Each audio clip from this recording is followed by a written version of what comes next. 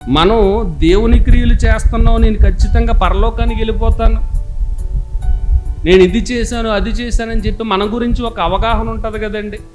సంఘంలో చేర్చబడిన నాటి నుండి ప్రతి ఆదివారం తప్పకుండా వచ్చేస్తున్నాను, ప్రతి కార్యక్రమానికి నా వంతు సహాయం ఇస్తున్నాను, నేను చక్కగా పాటలు పాడుతున్నాను, వాక్యం నేర్చుకుంటున్నాను, ప్రతి తరగతికి కూడా అటెండ్ అయిపోతున్నాను, బైబిల్ చదువుకుంటున్నాను, ప్రార్థన చక్కగా చేసుకుంటున్నాను, వాక్యం నేర్చుకుని అందరికి బోధిస్తున్నాను, సువార్తలకు వెళ్తున్నాను, సెమినార్లకు వెళ్తున్నాను, సభలు జరిగిస్తున్నాను, నా కష్టార్జితాన్ని ఇస్తున్నాను.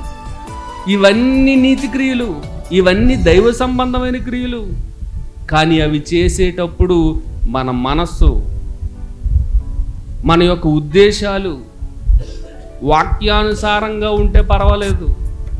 లోకములో మనుషుల ఘనత కొరకు, మన స్వార్థం కోసం మనం కుయుక్తితో ఏమైనా క్రియలు చేస్తే అవన్నీ నిర్జీవమైన క్రియలుగా పరిగణించబడతాయి.